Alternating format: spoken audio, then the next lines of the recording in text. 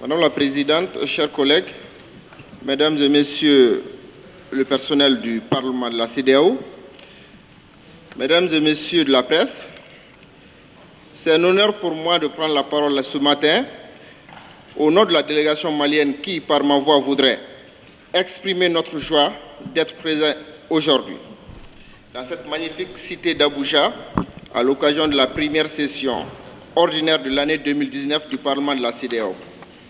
Je voudrais, avant tout, exprimer toute notre gratitude à l'endroit du président du Parlement de la CEDEAO, son Excellence M. Cissé Lo, pour les efforts inlassables qu'il ne cesse de déployer pour le renforcement des prérogatives de notre institution commune et de la diplomatie parlementaire. Madame la Présidente, chers collègues, au Mali, la situation d'insécurité devient de plus en plus préoccupante. Attaques à main armée dans les domiciles, sur les axes routiers, les braquages de boutiques, de supermarchés, d'établissements bancaires, etc. Cette insécurité est progressivement étalée aux zones rurales, avec des vols de bétail devenus courants et les conflits communautaires.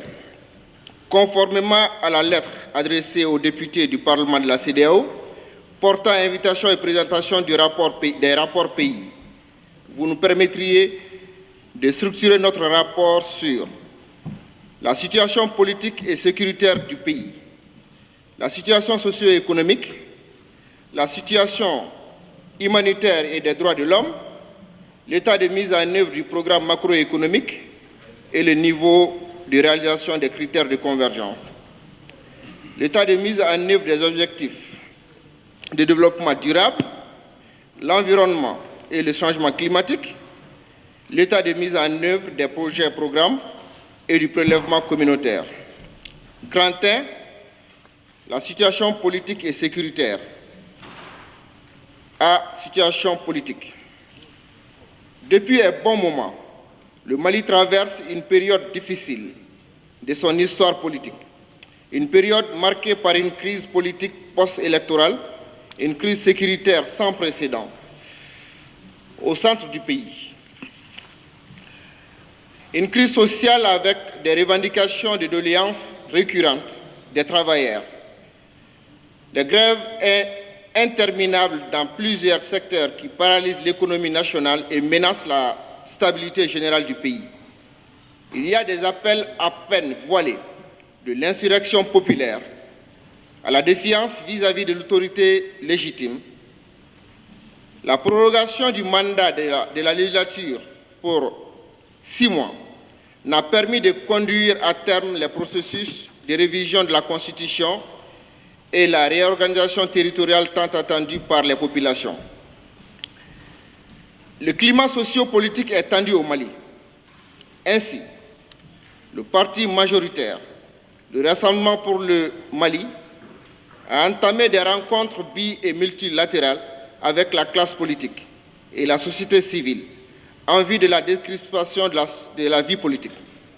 Ce dialogue politique a permis au président de la République d'initier des rencontres avec les forces politiques et sociales. Malgré le dialogue, une marche organisée par une frange des religieux qui a drainé une véritable marée humaine à Bamako le vendredi 5 avril 2019 confirme le déjà-vu total du peuple envers le Premier ministre quant à la gestion actuelle du pays. Quant à l'opposition, elle reprochait au Premier ministre sortant et à son gouvernement d'être incapable de résoudre les problèmes urgents de l'heure. Signe de rupture. Une motion de censure a été déposée conjointement par la majorité et l'opposition contre le Premier ministre et son gouvernement le mercredi 17 avril 2019. Le débat au Parlement devrait se tenir le vendredi 19 avril 2019. À la veille de la plénière au soir, le Premier ministre a démissionné. Le président de la République, conformément à ses prérogatives constitutionnelles, a nommé un nouveau Premier ministre le lundi 22 avril en la personne du docteur Boubou Cissé, précédemment ministre de l'économie et des finances, et a instruit celui-ci de former un gouvernement de mission. L'objectif recherché est de prendre en compte les différentes sensibilités politiques nationales et travailler à trouver les solutions aux défis actuels dans une démarche consensuelle impliquant le grand nombre d'acteurs nationaux. Cependant, les efforts personnels du président de la République ont abouti à une décrispation du climat politique. L'opposition et la majorité ont marqué leur disponibilité pour un dialogue politique inclusif. Grand B, situation sécuritaire. Au nord, au centre et même au sud du Mali, les attaques et les harcèlements se multiplient contre les forces présentes sur le terrain et les populations civiles. Cependant, l'armée malienne est la principale cible de ces actions violentes et meurtrières. Les attaques à Al-Mustrat, Nampala, Ansongo, Bulkessi, Kunlogo, Djoura, Koulikoro, Ogosagou, Guré, etc. en sont la parfaite illustration. En 2018, les chiffres officiels font état de 500 victimes civiles et militaires. Déjà, pour ce premier trimestre 2019, on décompte 440 victimes civiles et militaires. Après les régions du Nord, une bonne partie de la 5e région est infectée de groupuscules terroristes. Même les régions de Ségou, Koulikoro n'échappent à l'ire des terroristes. Le mode opératoire est presque identique. Les auteurs des attaques agissent toujours par surprise. Ils semblent disposer également de solides réseaux de renseignement, ce qui explique sans doute les nombreuses attaques visant les convois de l'armée, les véhicules de transport et les foires.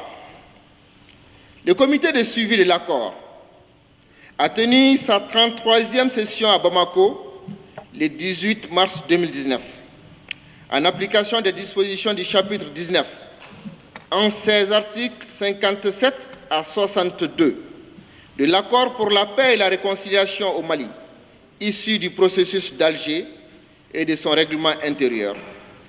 Cette session a porté sur l'état d'avancement des travaux d'agencement, des actions prioritaires de la nouvelle feuille de route des parties maliennes pour la mise en œuvre de l'accord pour la paix, la communication du gouvernement au nom des parties maliennes sur l'évolution de la mise en œuvre de l'accord, la présentation des rapports des sous-comités thématiques et l'évaluation de la mise en œuvre du pacte pour la paix, signé en octobre 2018 entre les Nations Unies et le gouvernement du Mali. Concernant les questions de défense et de sécurité, le comité a noté que les efforts ont été maintenus pour l'aboutissement du processus de désarmement, démobilisation et réintégration des DDR intégrés accélérés.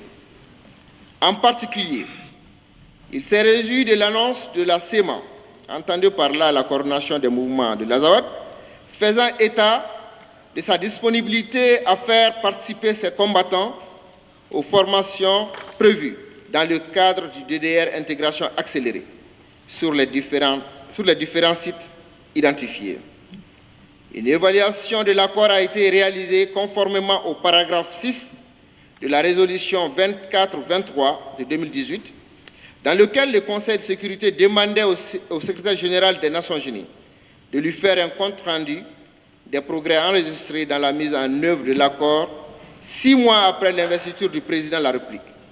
Il a été notamment évoqué la tenue de l'élection présidentielle, l'avancement du processus de décentralisation, l'opérationnalisation des autorités intérimaires, les progrès du processus de DDR intégration et de la réforme du secteur de la sécurité et les défis à relever pour l'ensemble des parties prenantes au processus de paix. Ainsi, le retour de l'administration et les services sociaux de base dans les régions affectées par la crise, l'inclusion des femmes dans le processus de paix et le développement socio-économique. B1. processus de paix. Ces processus de paix dépendent de la réalisation des actions suivantes.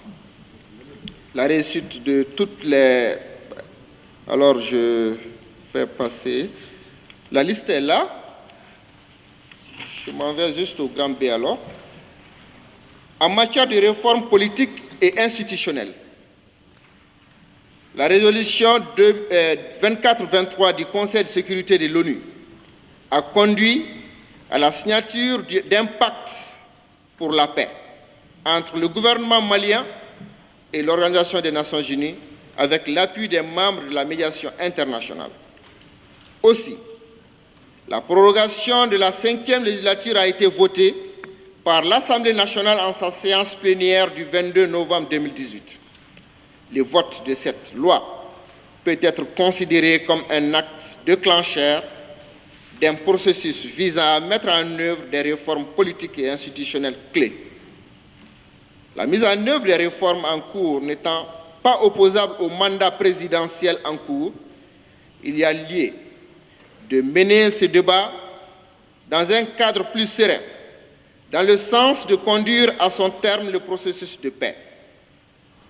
La révision de la Constitution du 25 février 1992, notamment pour prendre en charge les dispositions de l'accord relatives à la mise en place de la deuxième chambre du Parlement, le Sénat. Aujourd'hui, le processus de révision constitutionnelle a été relancé et le comité d'experts commis à cet effet a même remis son rapport au président de la République qui en a remis copie aux différents acteurs politiques et sociaux pour une large appropriation. Sur le plan politico-institutionnel, le comité a noté l'adoption en Conseil des ministres du projet de décret portant sur le transfert des services déconcentrés de l'État aux collectivités territoriales. Il s'est par ailleurs félicité de l'initiative des mouvements signataires d'organiser un atelier avec l'appui du gouvernement et de la MINUSMA pour préparer leur contribution au processus de révision constitutionnelle en cours au Mali. Le comité a demandé au gouvernement d'améliorer l'écoute des mouvements sur cette question. B3, en matière de réconciliation, de justice et des questions humanitaires. Dans le cadre de l'évaluation périodique de la mise en œuvre de l'accord pour la paix et la réconciliation issu du processus d'Alger, signé le 15 mai et le 20 juin 2015 à Bamako, et conformément à l'article 63 de l'accord, l'observateur indépendant, le Centre Carter, a présenté son 3e rapport le 18 février 2019 aux différents acteurs et parties signataires. Dans ce rapport, il est établi que 44% des dispositions de l'accord ont été achevées ou presque achevées, pendant qu'aucun pilier de l'accord n'a été réalisé à 50% de ces dispositions. Le volet sur lequel les résultats les plus importants ont été atteints est celui de la justice, réconciliation et questions humanitaires, et celui sur lequel des retards criards ont été enregistrés est le volet politico-institutionnel avec seulement 6% de réalisation. Le défi le plus important que ce rapport fait ressortir est de savoir comment les parties s'y prendront pour réaliser les 58 engagements, soit 70% de l'accord, d'ici la fin de l'année 2019, vu qu'elles se sont enregistrées à cela. B4, les perspectives. En termes de perspectives, les parties maliennes, gouvernement et mouvements signataires de l'accord pour la paix et la réconciliation au Mali, devraient enregistrer l'application scrupuleuse de l'accord pour la paix et la réconciliation au Mali, issu du processus d'Alger, en ce qui est de ses articles 29 et 30. Les parties maliennes réitèrent leur engagement à combattre le terrorisme et ses multiples connexions que sont le crime organisé et le trafic de drogue, y compris à travers les stratégies de mécanismes régionaux existants. Les parties conviennent de la mise en place en tant que besoin d'unités spéciales aux fins de lutter contre le terrorisme et la criminalité transnationale organisée. Grand 2, situation économique. Le Mali vise à maintenir son taux de croissance annuel du PIB positif et stable jusqu'en 2030. La réalisation de cette croissance exige une stabilité macroéconomique et se concentre sur les secteurs clés de développement, notamment l'agriculture, le développement des infrastructures, la promotion des énergies nouvelles et renouvelables, le développement des industries extractives, la diversification du secteur des mines. C'est ainsi que le Mali a adopté plusieurs politiques et stratégies. La liste des politiques et stratégies sont en tirées. Au titre du volet développement économique, social et culturel, le comité de suivi de l'accord pour la paix s'est félicité de la finalisation des avant-projets de textes portant création et modalités de gestion de la zone de développement des régions du Nord. Le gouvernement a annoncé l'octroi par la Banque mondiale de 500 millions de francs CFA pour la mise en œuvre des projets de développement qui seront gérés par les collectivités territoriales au niveau régional. Le comité a appelé les parties maliennes à poursuivre les concertations pour maintenir le consensus sur la mise en œuvre inclusive des actions de développement. Grand 2.1. Situation financière. L'année 2018 a été affectée par différents événements électoraux combinés et à une situation qui reste fragile. Nonobstant les multiples efforts déployés par le gouvernement et ses partenaires. De ce fait, les perspectives macroéconomiques de 2018 intègrent notamment les actions entreprises dans le cadre du rétablissement progressif de la sécurité à la faveur de la mise en œuvre de l'accord pour la paix et la réconciliation au Mali et des mesures prises par le gouvernement pour soutenir et améliorer la production nationale.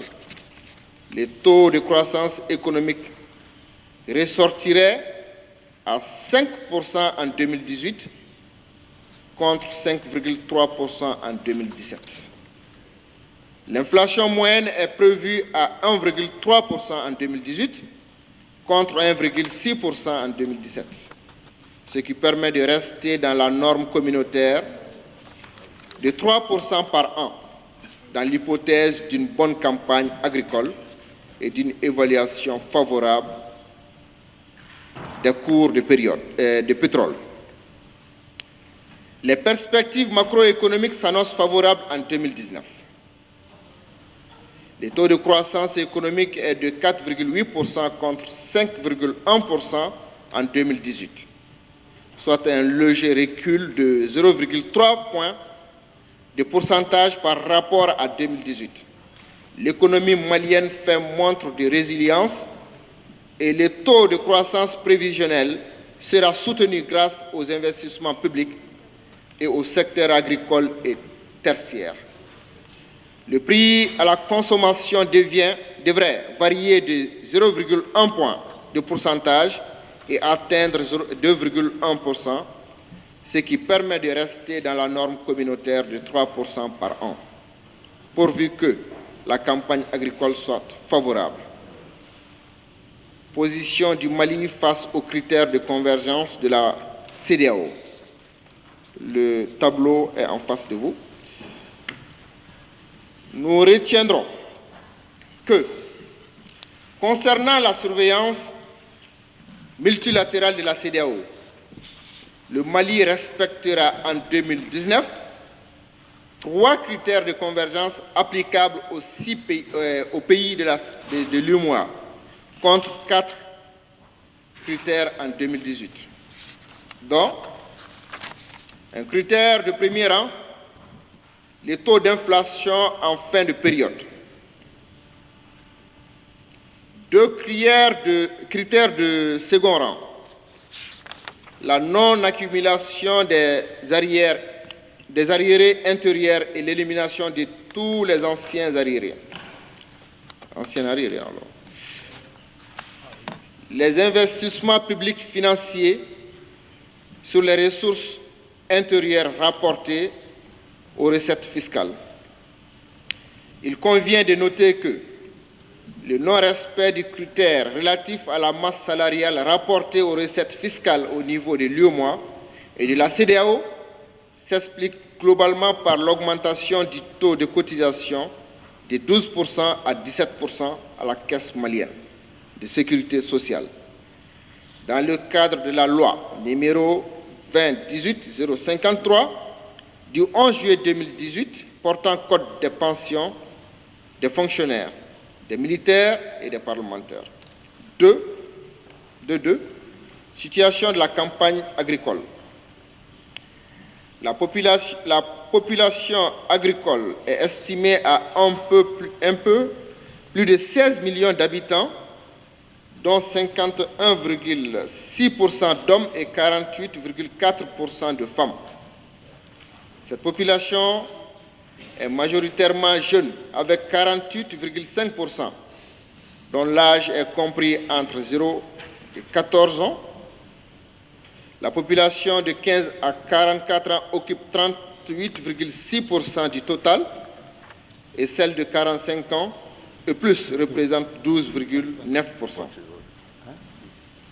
Les productions céréalières définitives de 2018-2019 ont été estimées à 10 159 539 tonnes, dont 9 57 077 tonnes pour le secteur traditionnel, 89%, et 1 102 463 tonnes, 11% pour les officeries et agences, secteur moderne. La répartition de la production par région montre que celle-ci reste concentrée entre les régions de Sikasso, avec 32,7%, Ségou, 24,4% et Koulikoro, 16,9%, soit un total de 70,5%. Ces 3 régions doivent leurs performances respectives au maïs à Sikasso et Koulikoro, avec respectivement 60% et 27% de la production nationale.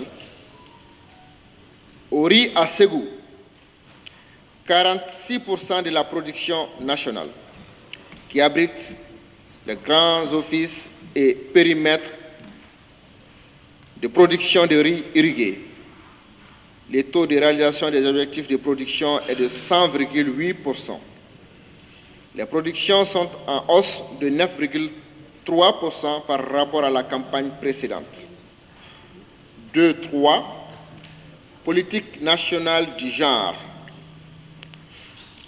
Le gouvernement du Mali a affiché une volonté politique d'intégration de la femme malienne dans le développement du pays qui s'est traduite à travers un certain nombre de mesures, parmi lesquelles il faudrait mentionner l'adoption d'une politique nationale en matière de genre qui s'est traduite par le programme de développement des plateformes multifonctionnelles visant 5000 villages d'ici 2023, dont l'objectif est de favoriser l'accès des femmes à l'énergie de proximité et à la création des petites unités de transformation des produits locaux permettant aux femmes de développer des capacités de résilience.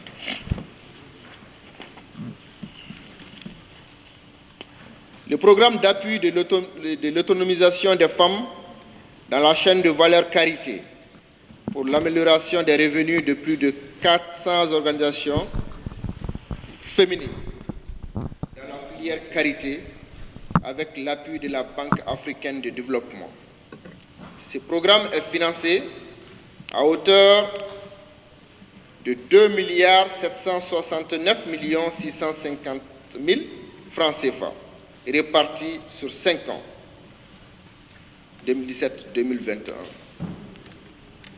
La mise en place en 2015 du fonds d'appui à l'autonomisation de la femme et à l'épanouissement de l'enfant, créé par la loi numéro 2012-002 du 23 janvier 2012.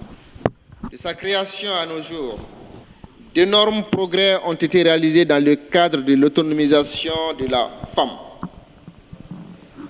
Alors, en face de vous, vous avez les financements de 2018 concernant ce programme-là. Au plan de la participation politique des femmes aux instances de décision, participation politique qui aura des impacts positifs sur l'émergence économique des femmes.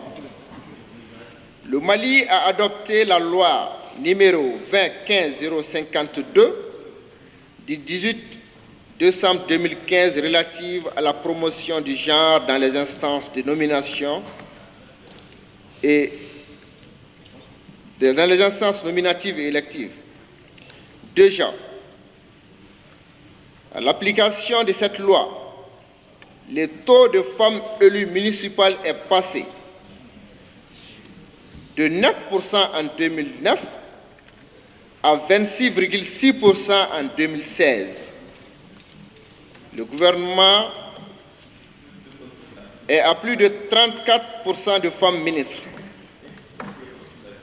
En perspective de l'élection du nouveau Parlement en décembre 2018, il est espéré de passer de 9% à 30% de femmes au moins au niveau du Parlement. Dans le domaine de la lutte contre les violences basées sur le genre, y compris l'excision, des résultats encourageants ont été atteints,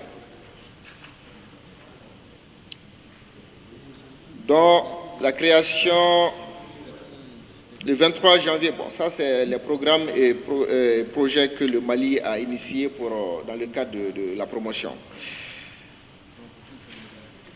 Au plan institutionnel, le Mali a ratifié la quasi-totalité des conventions internationales protégeant les femmes et les filles contre les violations de leurs droits humains et a pris des textes législatifs et réglementaires sur le plan national, dont vous avez aussi la liste des textes adoptés par le Mali en face de vous. En dépit des efforts fournis et des avancées réalisées, certains défis persistent face à l'autonomisation des femmes et des filles pour la réalisation des sociétés de résilience plus équitables et plus durables en Afrique. Les pesanteurs socio-culturels qui affectent les droits des femmes et des filles, la crise sécuritaire qui exacerbe les violences à l'encontre des femmes et des filles, la faible participation des femmes au débat politique pour que la prise en compte du genre en soit une partie intégrante.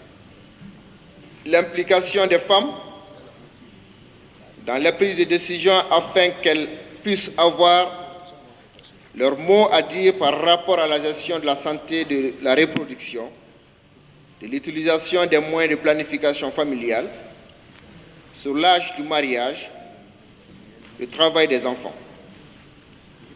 Le faible taux de scolarisation des filles et d'alphabétisation des femmes pour augmenter leurs opportunités d'action aux ressources et à la technologie, etc. Grand 3, situation humanitaire et des droits de l'homme. Situation des droits de l'homme.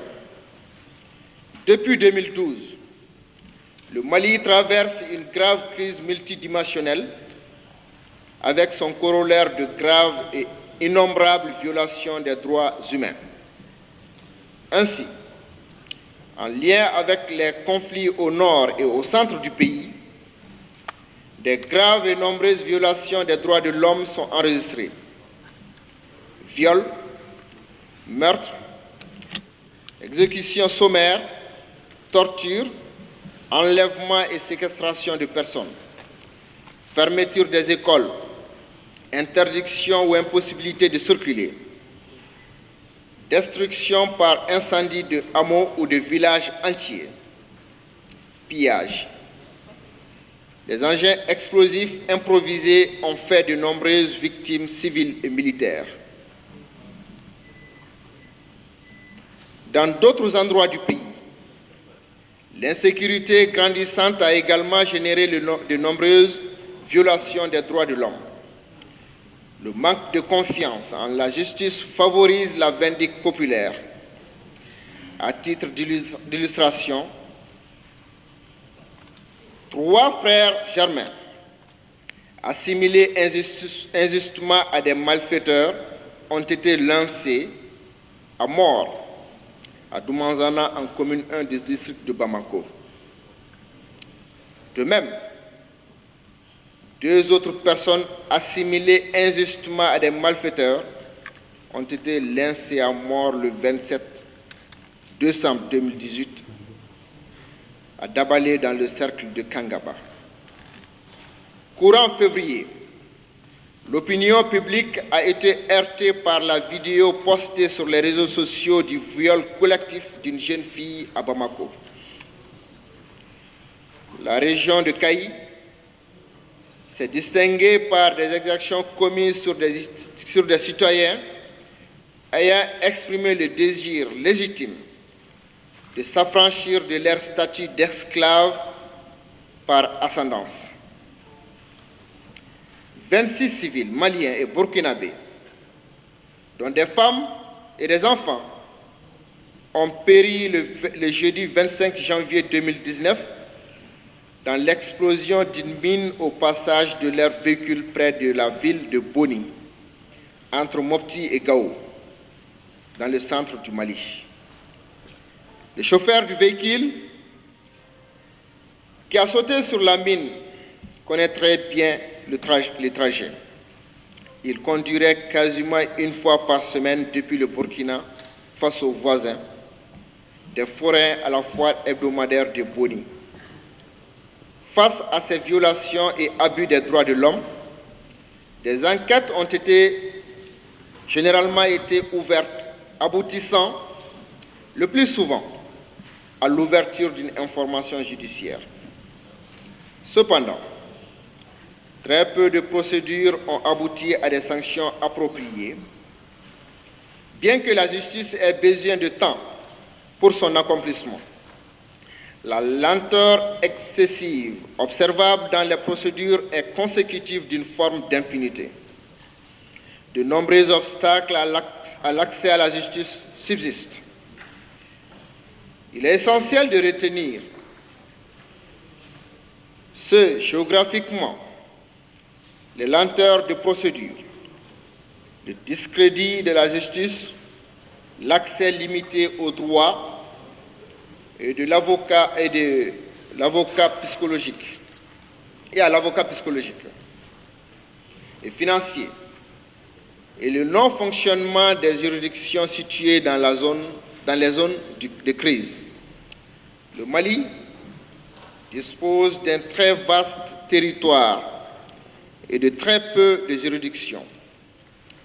En première instance, la justice de droit commun est rendue par 17 tribunaux et de grande instance et 41 tribunaux d'instance. Entamer une procédure judiciaire au Mali, alors, chers collègues, ça c'est un peu la situation de l'architecture judiciaire au Mali. Donc, je peux passer ça. 3.2. Situation humanitaire. Lors du dernier renouvellement de sa mission en juin dernier, le Conseil de sécurité, à travers la résolution 2423 de 2018, a placé la protection des populations civiles au cœur de sa mission. Assurer, sans préjudice de la responsabilité première des autorités maliennes, la protection des civils menacés de violences physiques. Le Conseil de sécurité demande à l'administration de prendre des mesures actives et robustes pour protéger les civils, y compris en affectant des patrouilles énergiques et efficaces dans les zones où les civils sont en danger, et atténuer les risques auxquels sont exposés les civils avant, pendant et après toute opération militaire. Au 31 juin 2018, le pays comptait 140 895 réfugiés. Le nombre de personnes déplacées à l'intérieur de leur propre pays a presque doublé au cours des 8 premiers mois de l'année 2018, passant de 38 100 en décembre 2017 à 75 350 en août 2018. Cette augmentation spectaculaire est principalement due au conflit intercommunautaire, à l'insécurité et au risque d'éventuels affrontements entre groupes armés. Ce mouvement a été plus marqué dans les régions de Menanka, de Mopti et de Tombouctou. Le contexte des déplacements au Mali reste complexe. La situation des migrants devient inquiétante à la suite d'allégations de mauvais traitement des migrants expulsés d'Algérie lors de leur arrestation et de leur détention par les autorités algériennes. Les expulsés en avril 2018 d'Alger étaient temporairement installés à Gao en attendant d'être transférés à Bamako par une organisation humanitaire internationale. Ils ont déclaré avoir été soumis à diverses formes de mauvais traitements de la part des forces de sécurité algériennes et d'éléments de groupes armés non identifiés au poste de contrôle au Mali. Les migrants ont déclaré qu'une fois qu'ils avaient été expulsés à la frontière, ils avaient été livrés à eux-mêmes dans un désert aride occupé par des éléments armés, une situation les exposant davantage au risque de violation des droits de l'homme. Les taux de pauvreté demeurent très élevés, en particulier dans les zones du centre et du nord qui sont touchées par la violence inquiétante. Le déficit de financement actuel pour le plan d'intervention humanitaire s'élève à 223 millions de dollars dans un contexte d'augmentation des besoins humanitaires. Le nombre de personnes ayant besoin d'une assistance humanitaire au Mali est passé de 4,1 millions en janvier 2018 à 5,2 millions. 3.3. Climat social. Entre un front social qui bouillonne, un immobilisme au niveau des secteurs vitaux de l'économie, une crise financière et la pauvreté, le Mali est le centre d'un foyer social qui risque d'exploser à tout moment. Des revendications et des grèves qui s'enchaînent au niveau des organisations syndicales. C'est ainsi que le Mali connaît, avec la grève des enseignants, l'une des plus longues séries de grèves de toute notre histoire démocratique. En dépit des progrès réalisés, le monde du travail bouge. Cadres, syndicats s'insurgent contre les inégalités criardes entre les cadres dirigeants et la base et dénoncent la précarité et la misère des masses de travailleurs. En dehors du monde du travail, d'autres secteurs bougent et les demandes sont immenses et les attentes plus prononcées. La fonction publique malienne compte aujourd'hui plus de 96 665 agents contre 48 808 en 2018. Le nombre de préavis de grève déposés depuis 2013 est en constante progression. 63 préavis de grève en 2015, 71 préavis de grève en 2016, 84 préavis de grève en 2017, 81 préavis de grève en 2018 et pour le moment, 23 préavis au 1er mars 2019. À moins de 6 mois de la rentrée scolaire, débutée en octobre dernier, nous en sommes à 4 préavis de grève déposés par les syndicats d'enseignants, 10 signataires du 15 octobre 2016. Alors, par rapport à la situation scolaire, en fait, c'est que nous sommes au Mali, les syndicats des enseignants sont en grève depuis décembre. Et jusqu'à présent, en fait, c'est que la situation n'est pas pour le moment gérée. Mais les autorités maliennes sont en négociation avec les syndicats pour arriver à un dénouement heureux.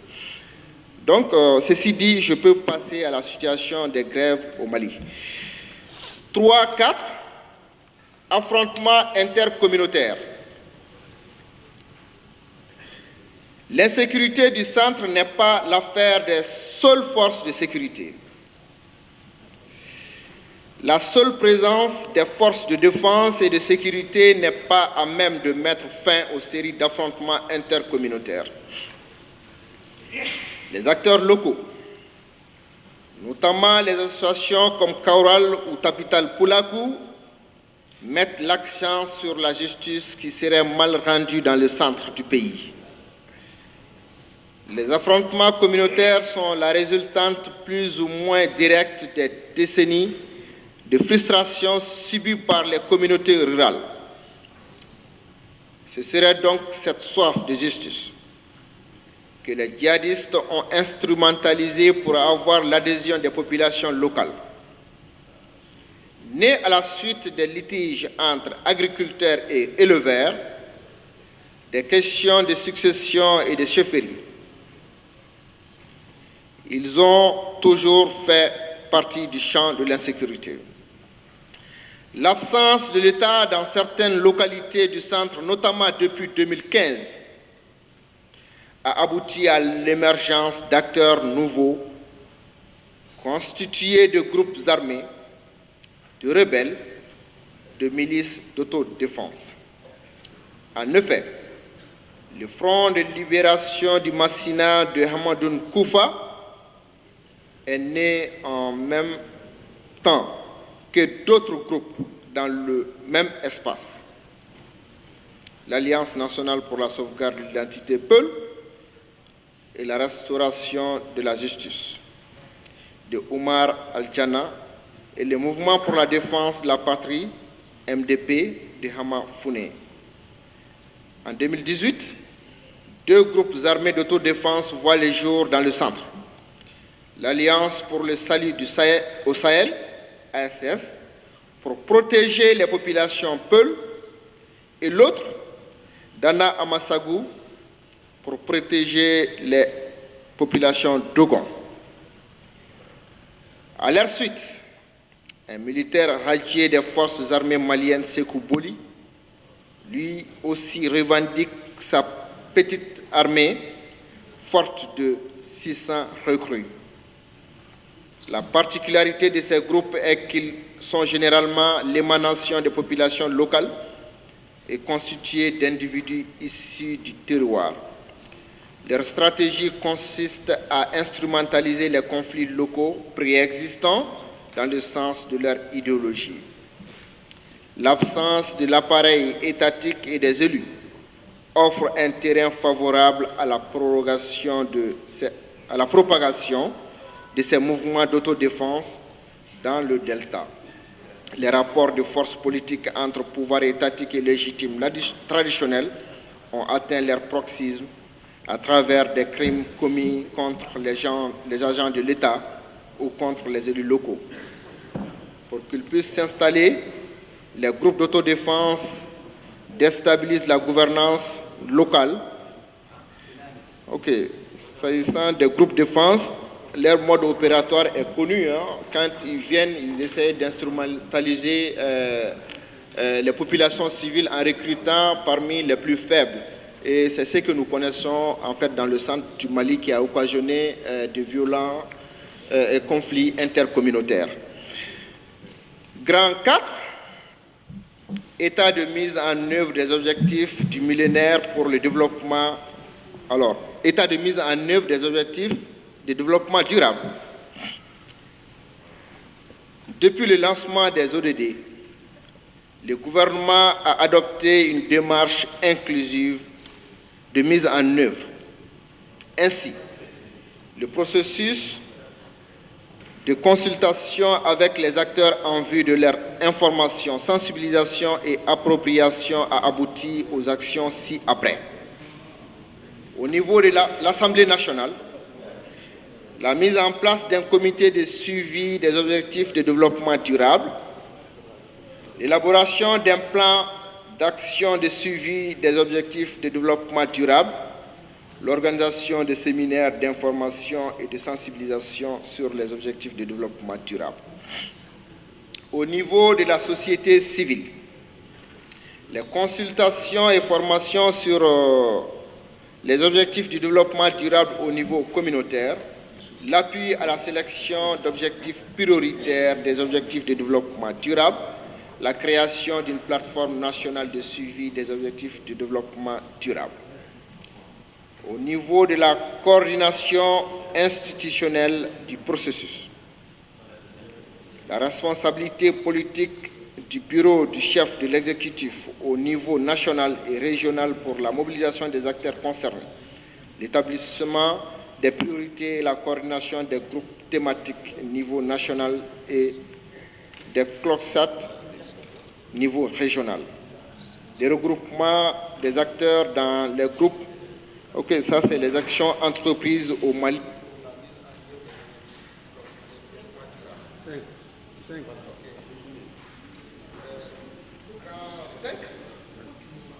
Environnement et changement climatique.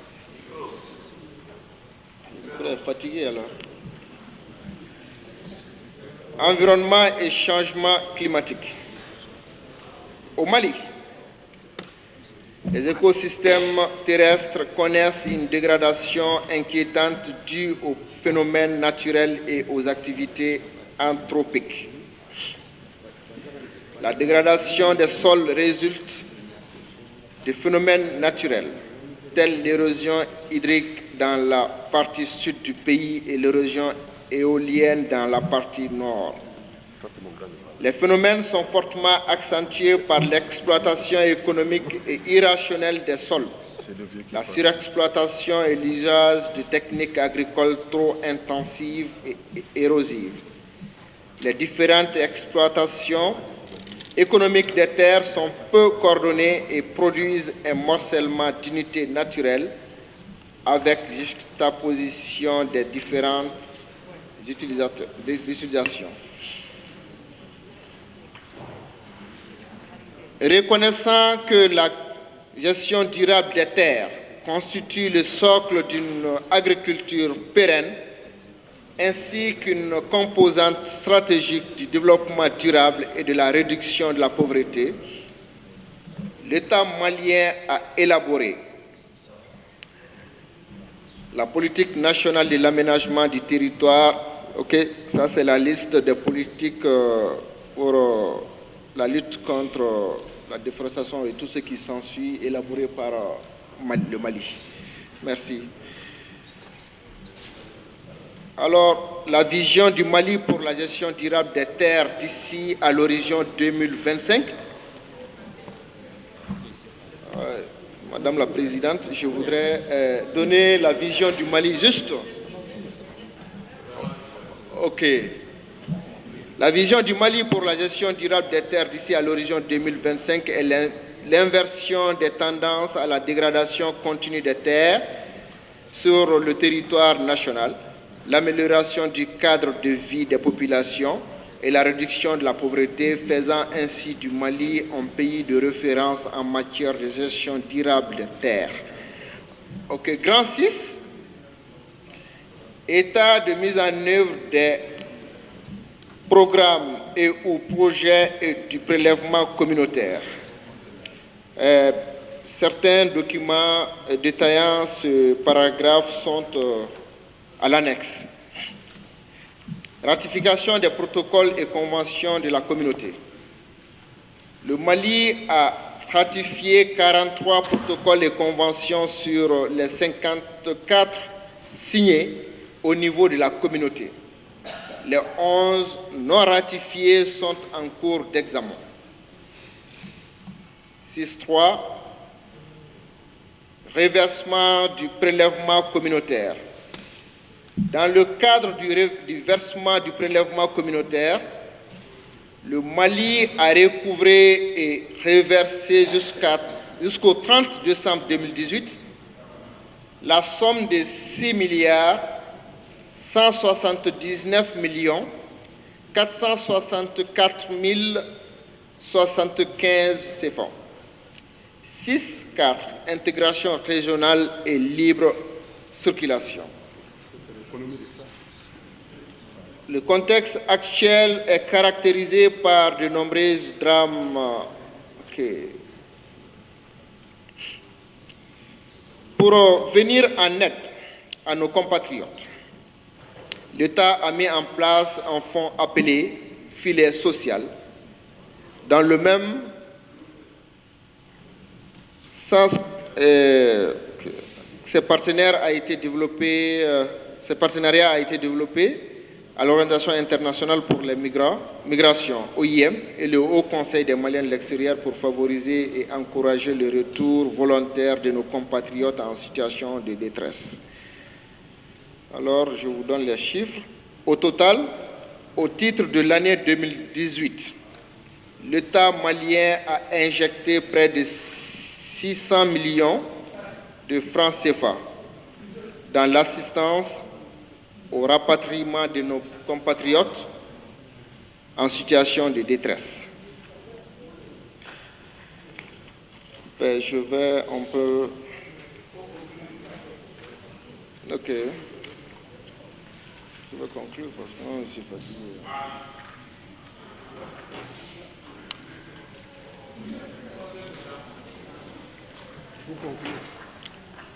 Conclusion.